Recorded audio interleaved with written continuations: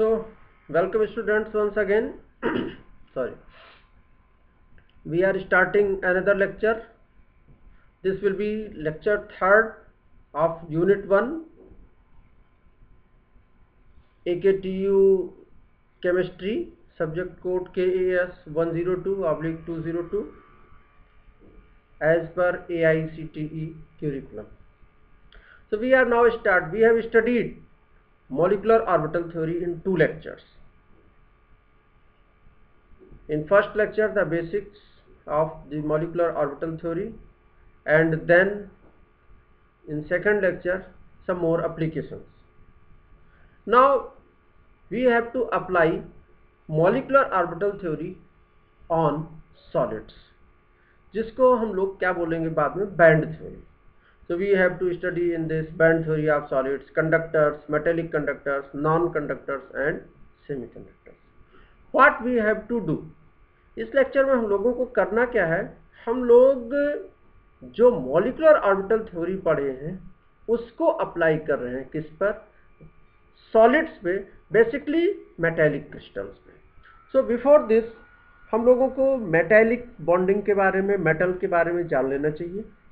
These metals are characterized by properties such as good thermal and electrical conductivity, luster, high malleability, ductility and tensile strength. ये सब properties हैं metals के जिसको हम लोग पढ़ते आए हैं. ठीक है, तो इनके बारे में जान लेना चाहिए. Good thermal and electrical conductivity means they are able to conduct electricity as well as heat. They have luster. Luster means shining, and they are highly malleable and ductile. Malleability means ability to be hammered in thin sheets, and ductility can be drawn into wires, and tensile strength you know well. So these are some common properties of metals. These metallic bonds, we have to describe that why such type of characteristics are attained by a metal. Metal जो है ये सारी characteristics कैसे acquire करती हैं और actually metal के अंदर होता क्या होता है. ठीक है, तो एक रफ आपको आइडिया मिल जाए दैट इन दिस मेटल में क्या हुआ कि they have outermost shell और वैलेंसी शेल, और उस वैलेंसी शेल में इलेक्ट्रॉन्स जो हैं वो रहते हैं. मेटल्स में एक और ख़ास बात क्या है, मेटल्स की खास बात ये है कि उनमें आउटर मोस्ट शेल के इलेक्ट्रॉन्स को इजीली हम लोग रिमूव कर सकते हैं. जैसे आपने कहा पोटेशियम, तो पोटेशियम, तो उसका पोटेशियम आया, या फिर आपने कहा नहीं लिथियम है, या फिर आपने कहा सोडियम है, तो ये ग्रुप 1 के मेटल है. लिथियम का एटॉमिक नंबर कितना होगा भाई, 3. तो इसका इलेक्ट्रॉनिक कॉन्फ़िगरेशन जो होगा वो क्या हो जाएगा, 2 and 1, यानी आउटर मोस्ट शेल में 1 इलेक्ट्रॉन है. पोटेशियम के भी आउटर मोस्ट शेल में कितने होंगे, 1 इलेक्ट्रॉन होंगे. सोडियम के भी आउटर मोस्ट शेल में कितने होंगे, 1 इलेक्ट्रॉन होंगे. तो जनरली 1, 2 और 3 इलेक्ट्रॉन्स होते हैं इनके आउटर मोस्ट शेल में, and their ionisation potential is very less. Means बहुत ही कम एनर्जी देके हम लोग इनको क्या है, इनके इलेक्ट्रॉन्स को रिमूव कर सकते हैं. ठीक है, तो अगर हमको मेटल का टेक्सचर समझना है तो इन जनरल जो हमारा एक्सेप्टेड कॉन्सेप्ट है वो ये है कि आउटर मोस्ट शेल जो है वो क्या है, वो इलेक्ट्रॉन्स लॉस कर देते हैं. Those electrons will be considered as free electrons, वो फ्रीली मूव कर रहे हैं. और जो कोर या कर्नल यानी कि एज अ होल जो स्ट्रक्चर बनाता है वो कौन बनाता है, उसके आयंस बनाते हैं. Means residual part like Li+, Na+, K+, Mg2+ and so on. So you can say that metallic crystal lattice consists of positive ions called kernels permeated with a cloud of valence electrons जो कि approximate free होते हैं, जिसको आप लोग electron gas और electron सी बोल सकते हैं. So in this, what is the metallic bonding? आप metallic bonding किसको बोलोगे? You can say metallic bonding is attraction between kernels and electron cloud, means positive and negative. These electrons are free to migrate throughout the crystal, that's giving rise to high conductivity of metal. और यही oscillating electrons good lustre की भी reason होते हैं metal के. So these are some characteristics of metal. Now next, इसके आगे हम लोग चलते हैं. नेक्स्ट अगर हम देखें, metals are characterised by such properties. Again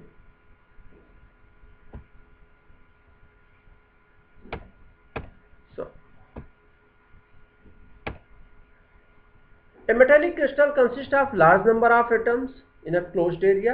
Hence metallic bonding is quite different from normal covalent bonding and needs special attention.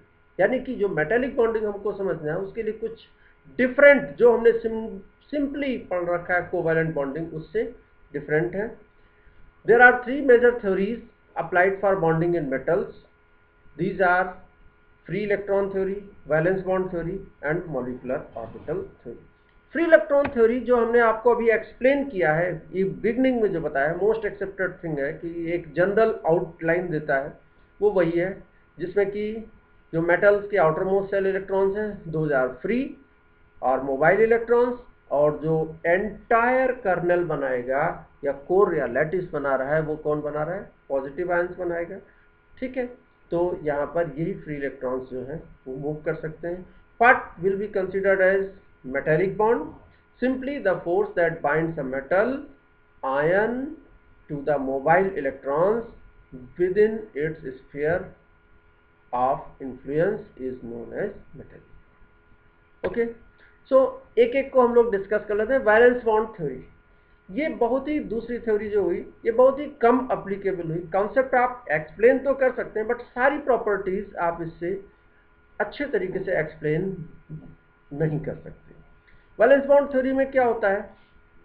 Valence bond theory में होता क्या है कि जो दो एटम्स हैं उनके बीच में क्या होता है? इलेक्ट्रॉन्स की शेयरिंग होती है. यहाँ पर भी वही चीज है, जैसे आपसे अगर कहा जाए कि नहीं ये पोटेशियम है और इसके आउटर मोस्ट शेल में एक इलेक्ट्रॉन है, और ये दूसरा पोटेशियम है जिसके आउटर मोस्ट शेल में एक इलेक्ट्रॉन है, तो इनके बीच में बॉन्ड बन गया. तो ये तो हुआ सिंपल कोवैलेंट बॉन्ड. लेकिन सवाल ये है कि अगर हम पोटेशियम का ही एग्जाम्पल लेते हैं तो हमारे पास के यानी के एटम्स जो हैं वो 3 डायमेंशंस में, यानी कि सब तरफ के एटम होंगे. तो अब यहाँ पर अगर कई सारे ऑप्शंस इस तरह से एक ही प्लेन में अवेलेबल हैं, then you may have heard about resonance. जैसे बेंजीन में रेजोनेंस क्यों होता है? क्योंकि वहाँ पर पाई ऑर्बिटल्स एक ही प्लेन में अवेलेबल हैं, इसीलिए इलेक्ट्रॉन्स जो है कभी इस तरफ कभी दूसरी तरफ मूव कर सकते हैं. लेट अस सी, अगर हम बेंजीन का रेजोनेटिंग स्ट्रक्चर ड्रा कर रहे हैं लाइक दिस, तो अगर हमने बेंजीन का रेजोनेटिंग स्ट्रक्चर ड्रा ही किया तो हम बोलते हैं कि नहीं, यहाँ पर होना क्या है? ये है दिस वन, ये corners represent carbon, this one this one this one and this one. अब यहाँ पर एक अनहाइब्रिडाइज्ड p ऑर्बिटल है, यहाँ पर एक अनहाइब्रिडाइज्ड p ऑर्बिटल है, और बेंजीन में रेजोनेंस को थोड़ा हम समझते हैं, यहाँ पर एक अनहाइब्रिडाइज्ड p ऑर्बिटल. ठीक है, तो अब हम अगर इसको एक्सप्लेन करना चाहें तो हम कहेंगे कि ये जो इसका एक इलेक्ट्रॉन है ये इसके साथ बाइंड कर सकता है, या इसकी मर्जी ये जो है ये किसी और के साथ बाइंड कर सकता है, यानी ये अगर इसके साथ नहीं कर रहा है तो इसके और इसके साथ कर सकते हैं. ठीक है, सो दैट क्रिएट्स रेजोनेंस, जिसको हम लोगों ने पढ़ा है. उसी सेम वे में हम वैलेंस बॉन्ड थ्योरी को अप्लाई कर सकते हैं मेटेलिक क्रिस्टल पर, और ये एक्सप्लेन कर सकते हैं कि बॉन्ड तो एग्जिस्ट होगा आइदर विद दिस के एंड के, दिस के एंड के, और दिस के एंड के, और दिस के एंड के, और दिस के एंड के. कहीं ना कहीं एक साथ जो है, जो इसकी सिंगल वैलेंस इलेक्ट्रॉन है वो बॉन्ड एग्जिस्ट करा. मैंने बनाया है साइमल्टेनियसली, बट साइमल्टेनियस नहीं होगा. अगर यहाँ ये पर्टिकुलर के है, दिस के can form bond with this also, with this also. 3D में कोई दूसरा नियर बाई के होगा, वहां से भी बॉन्ड कर सकता है, नेक्स्ट के साथ भी कर सकता है। तो एक तरह से that if we apply valence bond theory, that will be the case of extensive resonance of electron pairs. Valence bond theory, obvious सी बात है, this theory will also be not able to explain all the things. Then comes the next theory, that is band theory. Actually this is extensive application of molecular orbital theory and you have to study this। ये आपके syllabus में भी है और यही आपको पढ़ाना है। वो जो प्रीवियस दो थ्योरीज इलेक्ट्रॉन सी मॉडल और वैलेंस बॉन्ड थ्योरी, उसको हमने जस्ट इंट्रो में लिया। इस थ्योरी में क्या है कि जो मेटेलिक बॉन्डिंग है, मेटेलिक क्रिस्टल है, वहां पे large number of atoms available हुए इन ए क्लोज्ड पेरिफेरी। अगर आप मॉलिक्यूलर ऑर्बिटल थ्योरी अप्लाई करोगे किस पर, मेटल्स के केस में, तो अगर आप मॉलिक्यूलर ऑर्बिटल थ्योरी अप्लाई करोगे तो जैसे आपने दो बनाया था, Li2 मॉलिक्यूल बनाया था, तो दो एटम्स के केस में क्या हुआ भाई, यहां पर 1s2 और 2s1, तो 1s वन एटम के, 1s दूसरे एटम के, ये दोनों मिलके क्या किए, दो मॉलिक्यूलर ऑर्बिटल बनाए, sigma 1s BMO and sigma 1s ABMO। 2s और 2s दूसरे के मिलके sigma 2s BMO and sigma 2s ABMO। But अभी तक जो मॉलिक्यूलर ऑर्बिटल थ्योरी हम लोगों ने अप्लाई किया था वो डायटोमिक तक हम लिमिटेड रह गए। यहाँ पर क्या है, सपोज ये पोटेशियम ही है, कोई भी है, तो ये एक साथ अपनी सराउंडिंग में बहुत सारे potassium atom, suppose this is और पोटेशियम एटम एक पर्टिकुलर को लें तो वो बहुत सारे पोटेशियम एटम से, इसके इससे इससे इससे सभी से जुड़ा हुआ है। ठीक है, तो अब इसके पास क्या है कि ये किसके साथ बॉन्डिंग करेगा। ऑब्वियस सी बात है, सबके साथ इक्वल प्रोबेबिलिटीज है बॉन्डिंग करने की। ठीक है, तो अगर मान लीजिए दो एटम है यानी K2 का फॉर्मेशन, तो हम लोगों ने बहुत इजीली एक्सप्लेन किया, जैसे H2 का फॉर्मेशन हो गया, Li2 का फॉर्मेशन हो गया, ये सब हमने एक्सप्लेन कर लिया। अब अगर K4 आ गया, K6 आ गया, K8 आ गया, ऐसे आ गया, तो वहां पर सारे एटम्स के 1s और 2s इसी तरह से एक पोजीशन पे आते हैं। Okay, so we can see in next, जहां पर दिस वे, अगर हम इसको मान लीजिए कि Li2 मॉलिक्यूल पे अप्लाई कर रहे हैं तो ये सिचुएशन आ गई भाई। अगर 4 Li मॉलिक्यूल्स लिया तो अभी 4 Li मॉलिक्यूल्स में क्या होगा कि इसके 1s एक एटम का आता है, 1s एक एटम का आता है, तो इसका मतलब यहां पर अब दो 4 एटम हो गए, तो 1s दो एटम का, 1s दो एटम का, 2s टू एटम्स का, 2s टू एटम्स का, और जो दो एटम है दोनों का सिग्मा 1s यानी पहले एटम का दूसरे एटम का, सबका एक ही जगह पे पड़ने वाला है बॉन्डिंग। इसका मतलब क्या हुआ, I have written this clearly, if with 4 atoms then 2 sigma 2s BMOs, 2 sigma 2s ABMOs will be falling on same energy level like this। 1s BMO 1s ABMO एक ही जगह पे आएंगे, तो जितने भी मेटल्स में, जितने भी क्रिस्टल में हैं, सभी के वर्चुअली कई सारे एनर्जी लेवल्स एक जगह पे हैं। ठीक है, this is the point of focus. आप इस चीज को समझिए। अगर मान लीजिए Lin infinite number of atoms हैं, वहां पर Lin क्रिस्टल्स हैं, तो उस Lin क्रिस्टल्स में आधे ऐसे हो एटम्स जो है आपने रखा और आधे आधे इनके बीच में बॉन्डिंग दिखाई, than half of them will be bonding, half of them will be forming this sigma BMO and other half will be forming sigma ABMO। okay, so we can see this। अगर इस चीज को हम extensive application में explain कर रहे हैं, ठीक, तो एक तरह से जो बैंड थ्योरी ऑफ सॉलिड है वो क्या है, extensive application of band theory is extensive application of molecular orbital theory. हमने मॉलिक्यूलर ऑर्बिटल थ्योरी दो एटम्स का पढ़ा था, यहाँ n एटम्स का पढ़ रहे हैं, और क्यों पढ़ रहे हैं वो चीज हमने आपको बताया था। वो चीज हमने आपको क्या बताया कि बहुत सारे एटम्स एक साथ रह रहे हैं। ठीक है भाई, तो अगर बहुत सारे एटम्स एक साथ रह रहे हैं तो वहां पर बहुत सारे एटम्स के आपस में बॉन्डिंग की भी पॉसिबिलिटी है। सपोज n एटम्स एक साथ रह रहे हैं, उनके आपस में बॉन्डिंग की पॉसिबिलिटी है, तो वहां पर half of them will be one side हमने जैसे लिख रहा हम लोग लिखते थे जैसे वही चीज लिख रहे हैं दिस वे। और उनमें से क्या होगा, ज्यादातर की कंडीशन क्या होगी कि सभी के 1s सिग्मा 1s की पोजीशन एक आ रही होगी, सभी के सिग्मा 1s एंटी बॉन्डिंग की पोजीशन एक ही जगह आ रही होगी। Means infinite number of BMOs will be having same energy। Sigma 1s BMO ABMO, अभी हम दो एटम्स लेते थे तो एक सिग्मा 1s BMO बनता था, एक सिग्मा 1s ABMO बनता था। अब अगर हमने इनफाइनाइट एटम्स ले रखे हैं, सपोज n एटम्स लिख रहे हैं, तो उनमें से आधे ये बहुत सारे लोग जो हैं वो सिग्मा 1s BMO बना रहे होंगे, कई सारे जो मॉलिक्यूलर ऑर्बिटल्स हैं वो सिग्मा 1s ABMO बना रहे होंगे। ऐसे ही sigma 2s BMO sigma 2s ABMO। We have taken a simple example, और सिंपल एग्जांपल मैंने किसका ले रखा है, लिथियम का ले रखा है।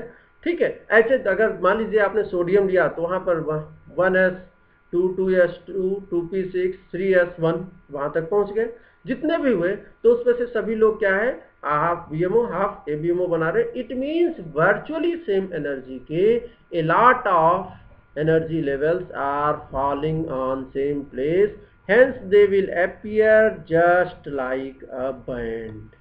वो सभी लोग जो है एक बैंड के जैसे अपीयर करने वाले हैं लाइक दिस। तो why this is called as band theory, क्योंकि वहां पर बहुत सारे एटम्स हैं, बहुत सारे एटम्स के वर्चुअली सेम मॉलिक्यूलर एनर्जी वाले मॉलिक्यूलर ऑर्बिटल्स बने। तो एक मॉलिक्यूलर ऑर्बिटल था तो उसको हम लोग रिप्रेजेंट कर रहे थे, ठीक है, बहुत सारे हुए, so it means they have been fused up, वो एक साथ फ्यूज्ड अप है, और they will appear just like band। ठीक, that's why this is called as band theory। So again I am going to remind you what is band theory। This is extensive application of molecular orbital theory in case of metallic crystals or solid crystals। ऐसा हुआ क्यों, क्योंकि solids के case में बहुत सारे atoms एक साथ रह रहे हैं। Is it clear? Late us continue, आगे बढ़ते हैं। यहाँ पे दो चीजें हमने लिख रखी हैं, LUMO that is conduction band and homo that is valence band. इसको हम आगे एक्सप्लेन कर रहे हैं। Thus various orbitals virtually same in energy got merged into band, जिसको हमने ये band represent किया है। The molecular orbital of valency orbital is the highest energy occupied molecular orbital, that is HOMO, HOMO, highest occupied molecular orbital filled with electron, यानी this one, जिसको हम लोग क्या बोलेंगे, that is valence band, while the ABMO of that is lowest energy unoccupied molecular orbital, यानी ये ऐसा molecular orbital है जिसकी एनर्जी कम है, लोवेस्ट ऐसा मॉलिक्यूलर एनर्जी का ऐसा मॉलिक्यूलर ऑर्बिटल है जिसमें कि इलेक्ट्रॉन्स नहीं है। इसी को हम लोग बोलेंगे लूमो, और इसी को क्या बोलते हैं, conduction band. Once again see this, यहां पर इसमें दो इलेक्ट्रॉन फील्ड है, इसमें दो इलेक्ट्रॉन फील्ड है, इसमें दो इलेक्ट्रॉन्स फील्ड है, इस बैंड के सारे मॉलिक्यूलर ऑर्बिटल्स फ्री हैं, फील्ड हैं, इस बैंड के सारे मॉलिक्यूलर ऑर्बिटल्स फील्ड हैं, इस बैंड के सारे मॉलिक्यूलर ऑर्बिटल्स फील्ड हैं। हम लोअर से ऊपर चल रहे हैं तो वहां पर एनर्जी क्या हो रही है, इंक्रीज कर रही है। तो ये ऑर्बिटल जो है वो हाईएस्ट एनर्जी का ऑर्बिटल है जो कि फुल्ली फील्ड है। ये ऑर्बिटल सबसे कम एनर्जी का है जो कि फील्ड है। ये हाईएस्ट एनर्जी का हाईएस्ट ऑक्यूपाइड मॉलिक्यूलर ऑर्बिटल है जो कि फील्ड है। इसी को बोलते हैं होमो। और वास्तव में ये जो 2s लिथियम का वैलेंस शेल है, 2s लिथियम का वैलेंसी वाला ऑर्बिटल है, ठीक है, तो यहाँ पर इसी को हम लोग होमो और वैलेंस बैंड बोलेंगे। और इसके जस्ट बाद में ये पहला ऑर्बिटल हो सकता है, हम लोगों ने अभी छोटा एटम लिया, हो सकता है इससे ऊपर के अगर किसी में 2p भरे जा रहे हो तो वो खाली जा रहे होंगे, वैकेंट होंगे, लेकिन ये सबसे कम एनर्जी का वैकेंट ऑर्बिटल है जिसको हम लोग LUMO, lowest unoccupied molecular orbital बोलते हैं। So we have to note these two things, HOMO and LUMO. Highest occupied molecular orbital जिसको वैलेंस बैंड बोलेंगे, और लोवेस्ट अनऑक्यूपाइड मॉलिक्यूलर ऑर्बिटल जिसको हम लोग कंडक्शन बैंड बोलेंगे। अब ये बहुत ही सिग्निफिकेंट चीज है, इसलिए सिग्निफिकेंट है कि सब कुछ ये हम लोगों ने बैंड थ्योरी पढ़ी है, वो बैंड थ्योरी पढ़ी है किसके लिए? कंडक्टिविटी एक्सप्लेन करने के लिए। यहाँ पर ये चीज इंपॉर्टेंट है कि दोनों के बीच का जो एनर्जी डिफरेंस है, difference in energy levels of valence band and conduction band, this is called as band gap. इसी को हम लोग क्या बोलते हैं? Band gap. And this band gap is going to play a very important role in explaining the conductivity of metals. Okay, so again हम लोग फिर से चलते हैं अपने स्लाइड्स पे। So band gap decides the conduction behavior of the crystal, and what is this? This is the energy difference between HOMO and LUMO. Next, on this basis, means band gap के basis पर what are conductors, semiconductors and insulators? A conductor, what is a conductor? जहां पर no band gap between the valence and conduction band, या फिर in some metals the conduction and valence bands are partially overlapped. दोनों case हो सकते हैं, या तो बैंड गैप हो ही ना, या फिर क्या हुआ? पार्शियल ओवरलैप है। It means the electrons can move freely between the valence band and conduction band. Let us see like this. ये देखिए, ये तो नो बैंड गैप या फिर पार्शियल गैप, ऐसा ये वाला केस कंडक्टर्स का, यानी कि यहाँ पर ये ऐसा जो कंडक्टर्स हैं उनके केस में क्या है? उनके केस में ये है कि या तो जो ये खाली वाला है, एम्प्टी है, वो क्या है? कंडक्शन बैंड, और ये फील्ड वाला जो क्रॉस्ड है वो क्या है? Valence band. इनके बीच में एनर्जी गैप या तो बिल्कुल नहीं है या फिर बहुत थोड़ा है। What is it's benefit? इसका बेनिफिट क्या है? इलेक्ट्रॉन्स जनरली जो है वो रहते हैं किसमें? इलेक्ट्रॉन्स जो रहते हैं वो रहते हैं वैलेंस बैंड में। लेट अस सी, हम इसको एक बार इस बात को भी एक्सप्लेन करें कि ओके, ठीक है। तो जो हमारे इलेक्ट्रॉन्स रहते हैं वो कहाँ रहते हैं? वो रहते हैं वैलेंस बैंड में, और उनको मूव करना होता है, मूव करके कहाँ जाना होता है? कंडक्शन बैंड में जाना होता है, ठीक है। अब जो यहाँ पर हमारे पास कंडक्टर्स का केस है, उसके केस में क्या हुआ कि गैप ही नहीं है, तो इलेक्ट्रॉन्स जो यहाँ पर रह रहा है वो इजीली चला जाएगा किसमें? कंडक्शन बैंड में। फिर से never to confuse HOMO and LUMO. ये जो वैलेंस बैंड है ये होमो है जिसमें इलेक्ट्रॉन्स फिल्ड अप है, और ये लोवेस्ट अनऑक्यूपाइड मॉलिक्यूलर ऑर्बिटल है। Everything depends on this energy gap, that is band gap, ठीक है। अब इलेक्ट्रॉन इसमें फील्ड है, यहां से वो पहुंच जाएगा कंडक्शन बैंड दिस में, ठीक। इंसुलेटर, ये वैलेंस बैंड यानी रेड और कंडक्शन बैंड यानी एम्प्टी व्हाइट जो है, इनके बीच में बैंड गैप या एनर्जी डिफरेंस काफी ज्यादा है। तो एनर्जी डिफरेंस अगर काफी ज्यादा है तो क्या हुआ?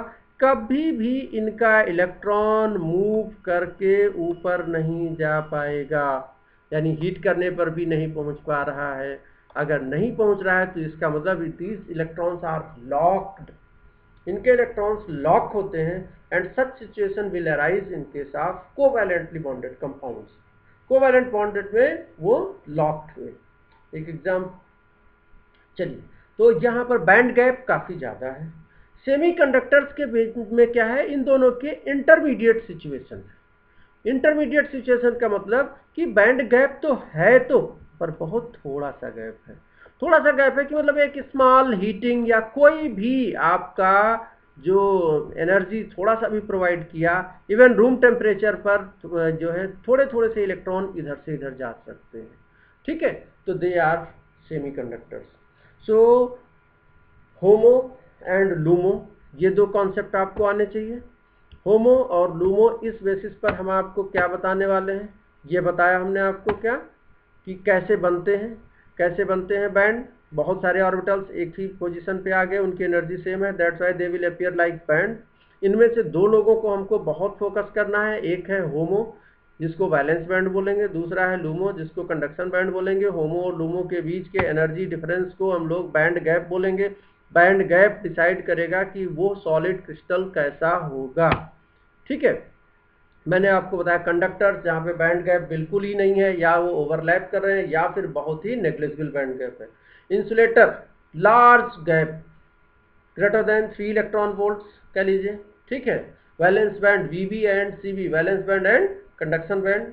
Example in covalently bonded molecules, जहां पे वैलेंस इलेक्ट्रॉन्स लॉक्ड हैं और वो मूव नहीं करते, they will be insulator, means उनके इलेक्ट्रॉन्स मूव नहीं कर सकते। What are the semiconductors? The band gap is so smaller 1 to 2 electron volt that even ये बुक्स में थोड़ा बहुत डाटा चेंज करेगा, no problem. Even at room temperature, the electrons from valence band can be lifted to conduction band, allowing conductance up to some extent. अगर आपने temperature बढ़ाया है तो कंडक्टिविटी जो है वो बढ़ जाने वाली है। We can see diagrammatically here, जहाँ पर यहाँ ये कंडक्टर्स कोई भी गैप नहीं या थोड़ा सा गैप, इंसुलेटर में ज़्यादा गैप, एक्चुअली 4, 5, 6 इलेक्ट्रॉन वोल्ट या उससे ज़्यादा का गैप है, और इनके बीच में 1 से 2 इलेक्ट्रॉन वोल्ट का गैप है। मतलब इलेक्ट्रॉन्स मुश्किल से ही सही पर वैलेंस बैंड से कंडक्शन बैंड की ओर जा सकते हैं। Let us see that I have given again, this is the case of conductors. ये इंसुलेटर्स हैं, लार्ज एनर्जी गैप है, और सेमीकंडक्टर्स स्मॉल एनर्जी गैप है। यहाँ सेमीकंडक्टर्स को अभी we are going to explain, जिनमें इंट्रिंसिक और एक्सट्रिंसिक ये दोनों आने वाले हैं। Let us continue. Intrinsic semiconductors वे होते हैं प्योर सेमीकंडक्टर्स, उन्हीं को हम लोग क्या बोलते हैं? इंट्रिंसिक सेमीकंडक्टर्स, यानी कि बाय नेचर वो सेमीकंडक्टर होते हैं। उसमें अक्सर क्या होता है, उनकी कंडक्टेंस बढ़ाने के लिए हम लोग उसमें डोपिंग करते हैं, मींस इम्प्योरिटी मिलाते हैं। इम्प्योरिटी मिलाना, तो इम्प्योरिटी अगर मिला हुआ है that will be called as extrinsic semiconductor, मानिए that means doped semiconductor is extrinsic. Again remind, pure semiconductor is intrinsic and doped semiconductor is extrinsic. ठीक है, जो प्योर सेमीकंडक्टर्स हैं, ये this example is belonging to pure semiconductor. Ceramics हुआ जिसमें कि silicon carbide है, टाइटेनियम डाइऑक्साइड है, जिंक ऑक्साइड है, बेरियम टाइटेनेट है, ये सब प्योर सेमीकंडक्टर्स हैं। लेकिन जो एक्सट्रिंसिक सेमीकंडक्टर्स हैं, basically they are of 2 types, जिसमें मिलाया जाता है N type and P type. N type means negative type. Suppose जो एटम्स हैं हमारे पास, जो सेमीकंडक्टर जैसे बिहेव करने वाले हैं, वो सिलिकॉन, तो वो ग्रुप 14 का है, उसके 4 वैलेंसी इलेक्ट्रॉन्स होते हैं। अगर उसमें ग्रुप 15 की इम्प्योरिटी हम लोग मिलाते हैं, देन ग्रुप 15 की इम्प्योरिटी अगर मिलाएंगे, then it will be having 1 electron excess. This situation 1 electron excess, और तब उसे हम लोग क्या बोलेंगे? N type. और पी टाइप है जब ग्रुप 15 में हम लोग क्या काम करें कि ग्रुप 13 के एलिमेंट्स को मिला दें, लाइक दिस। अब ये सिलिकॉन अगर है, अगर ये सिलिकॉन है तो इस सिलिकॉन में अगर फास्फोरस की डोपिंग करवाई तो सिलिकॉन, ये जो एवरी सिलिकॉन 1 2 3 4 वैलेंसीज, लेकिन फास्फोरस 1 2 3 4, एक ये एक्स्ट्रा, ये जो है एक्स्ट्रा इलेक्ट्रॉन्स आ जाएंगे। This extra electron will create an type semiconductor and this will enhance conductivity. P type semiconductors में सपोज ये अभी तो ये सॉरी इसमें हमने क्या दिखाया, ये तो सिंपल, हाँ इट्स ओके, सिलिकॉन में हमने बोरान मिला दिया, तो अब सिलिकॉन की तो वैलेंसी इलेक्ट्रॉन से 4, लेकिन बोरान में क्या है 1 2 3, यहाँ पर एक खाली रह गया। ठीक है, तो यहाँ पर जो है वो एक इलेक्ट्रॉन होल क्रिएट हो गया at this point, because boron is having only 3 electrons. Silicon से सिलिकॉन बाइंडेड हुआ तो 4 इलेक्ट्रॉन्स विद 4 इलेक्ट्रॉन्स, यानी वैलेंसीज बराबर है। सिलिकॉन में एक्सेस इलेक्ट्रॉन वाला हमने डाला, like phosphorus, then it will be electron rich N type semiconductor और नेगेटिव टाइप सेमीकंडक्टर। सिलिकॉन में अगर हमने बोरान डाला, यानी कि ग्रुप 13 का एलिमेंट डाला जिसके आउटर मोस्ट शेल में 3 इलेक्ट्रॉन्स हैं, then it will be lacking 1 electron, यानी कि एक पॉजिटिव यहाँ पर क्रिएट रहेगा जिसको आप इलेक्ट्रॉन होल बोलेंगे। ठीक, this will give P type और positive type semiconductor. Thank you. So we are finishing this topic. Again we will start the next.